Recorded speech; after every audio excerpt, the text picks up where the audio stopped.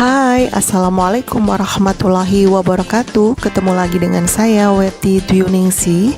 Kali ini kita masih membahas bab kelas 12 bioteknologi pada materi bioteknologi modern, cloning dan bayi tabung.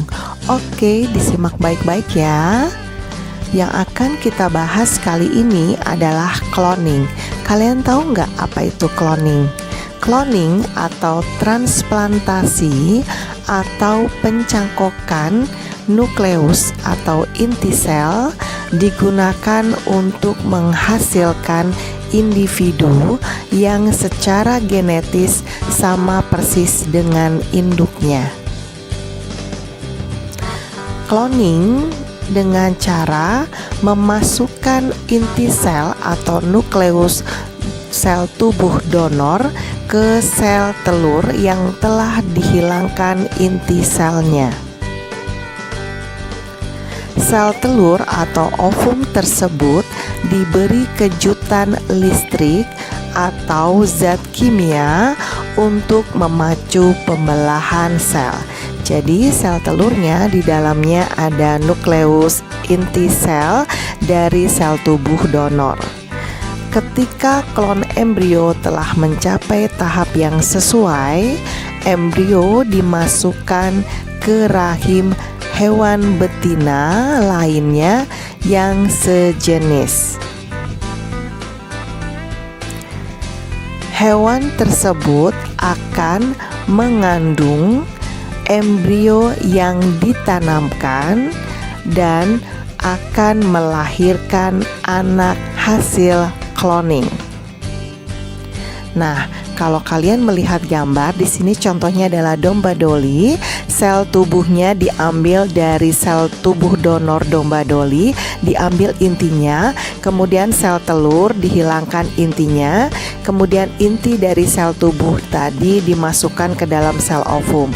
Setelah itu diberi kejutan listrik akan menghasilkan embrio, dan embrio ini ditanamkan di rahim pada betina sehingga betina tersebut dapat mengandung dan melahirkan domba doli hasil cloning.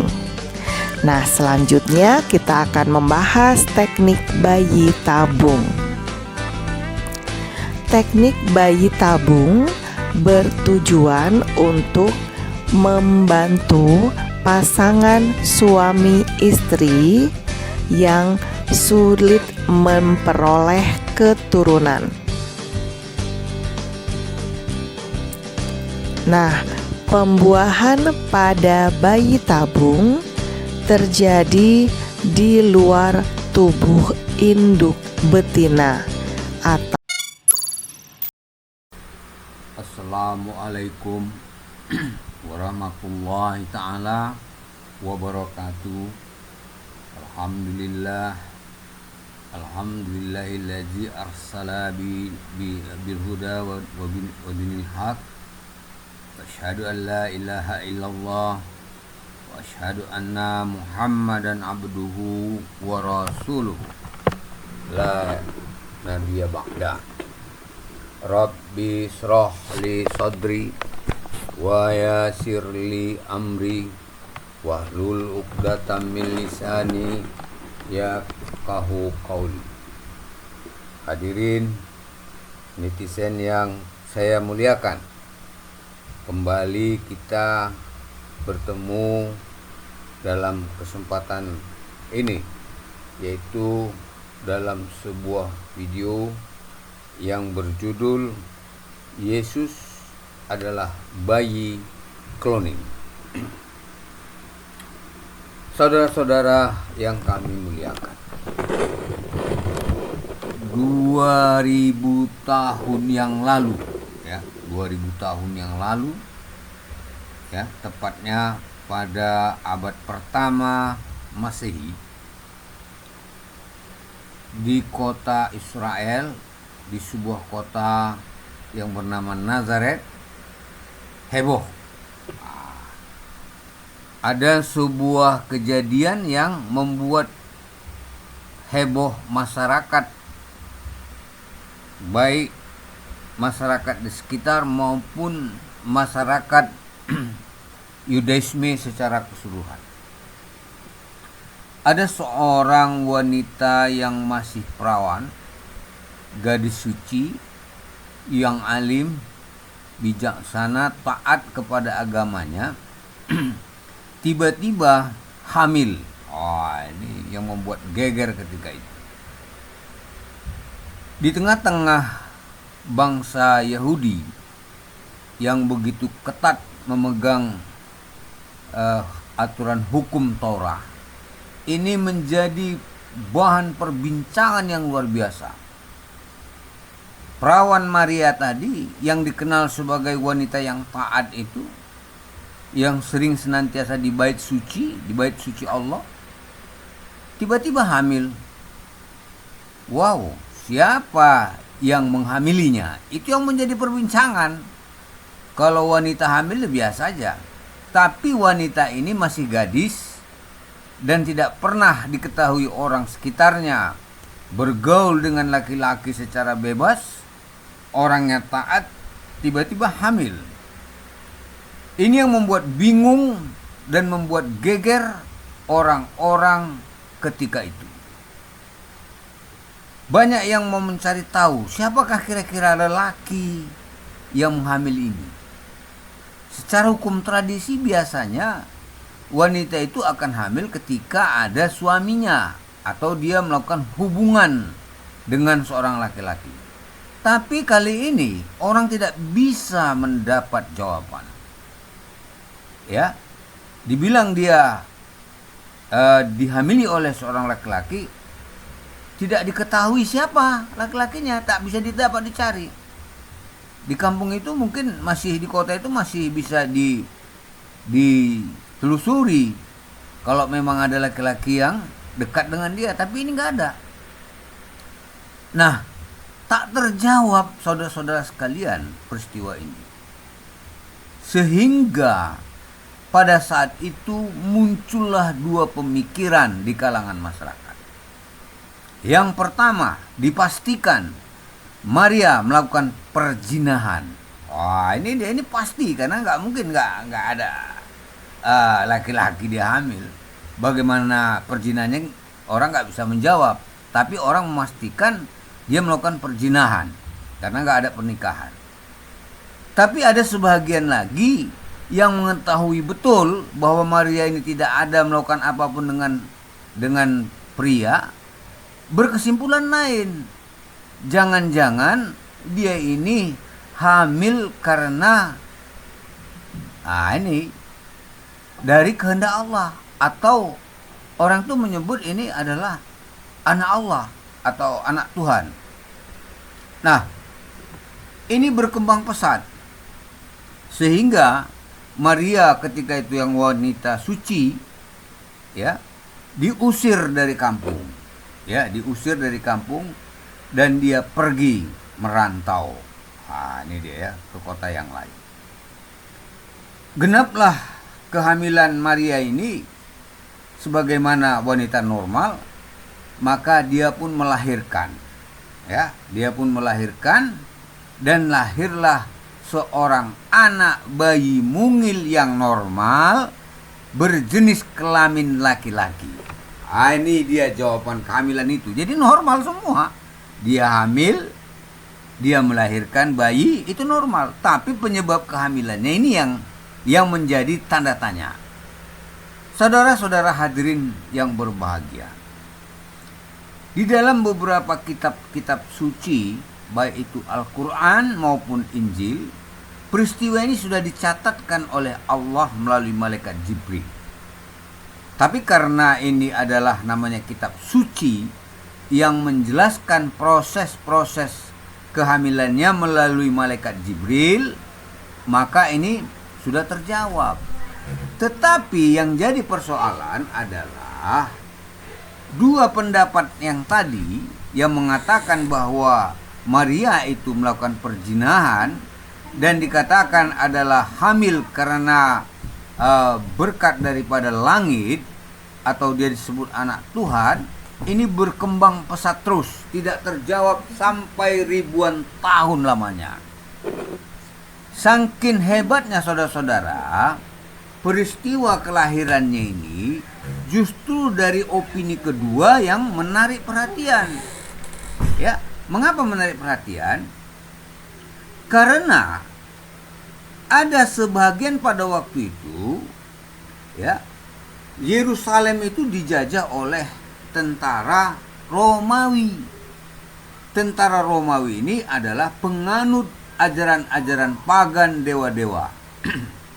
Bagi mereka, ini memang sudah suatu prinsip benar bahwa dewa-dewa mereka itu sering melakukan hubungan seks dengan manusia. Sehingga lahirlah anak-anak setengah dewa. Mereka sering menyebutnya ini adalah orang tangguh. Seperti Hercules, ini adalah hasil perkawinan antara dewa Zeus dengan seorang wanita manusia. Maka lahirlah Hercules. Ini yang terjadi di sekitar budaya daripada Romawi. Tentu cerita ini menarik sebuah perhatian. Karena yang dinamakan Hercules tadi itu bisa jadi sebagai sebuah mitos. Cerita-cerita di kalangan para tokoh-tokoh ajaran agama pagan Romawi. Tapi yang terjadi di Israel ketika itu, yang terjadi terhadap Maria, itu bukan lagi sebuah kisah dongeng, tapi itu sebuah fakta. Namun di kalangan masyarakat Yahudi tidak mengenal istilah seperti itu. Orang itu tetap mengenal peristiwa yang normalisasi saja, yang biasa-biasa saja. Ya, kalau ada seorang wanita berhubungan dengan laki-laki, ya hamil, itu biasa. Nah, inilah yang membuat persoalan di tengah-tengah masyarakat, saudara-saudara sekalian.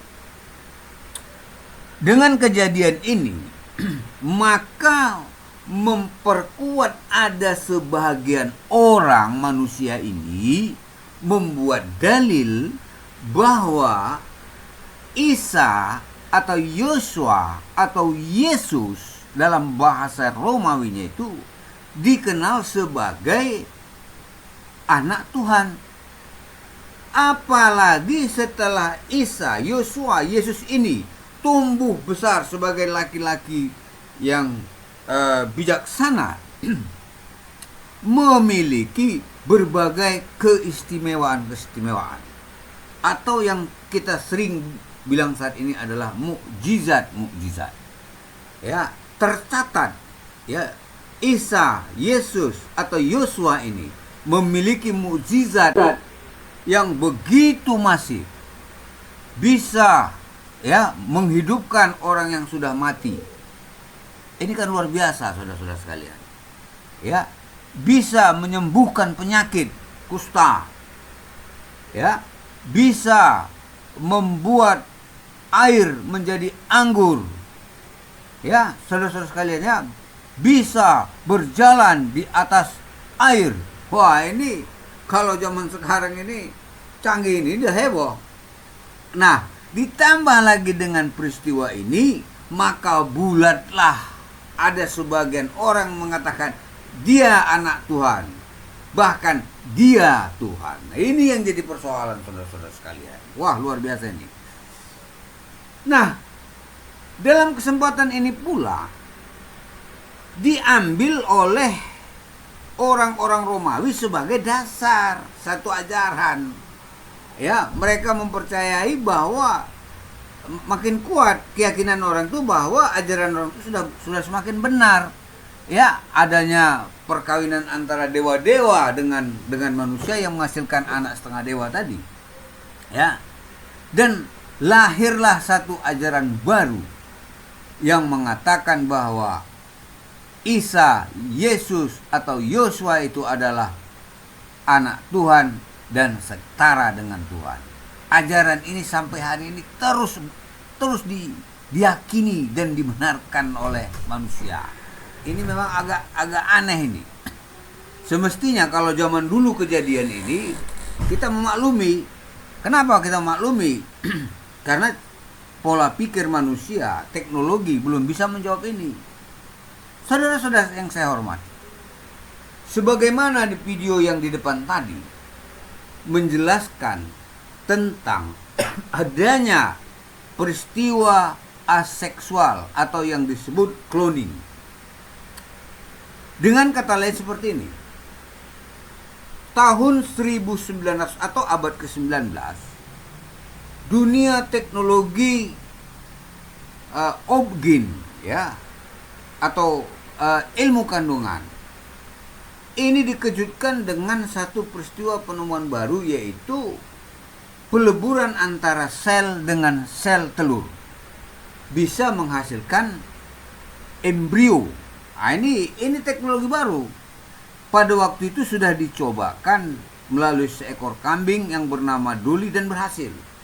Dan seperti yang kita lihat tadi dalam clipping di Tiongkok, ya, membuat cloning monyet dan menghasilkan anak monyet yang hasil cloning. Hari ini perkembangan teknologi di Eropa sudah ada mengkloning manusia, tapi ini dirahasiakan, tidak dipublikasikan. Mengapa? Karena pihak-pihak gereja ini menentang, ya, ini menentang sekali dengan teknologi ini. Ini katanya melanggar kodrat.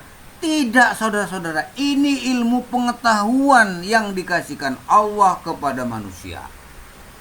Ya, tujuannya nanti ya bagi ada seorang rumah tangga perempuan yang tidak mau kawin lah katakan, tapi kepingin punya anak, bisa dia punya anak. Ya, ini mengatasi nanti persoalan-persoalan kemanusiaan, populasi manusia ke depan.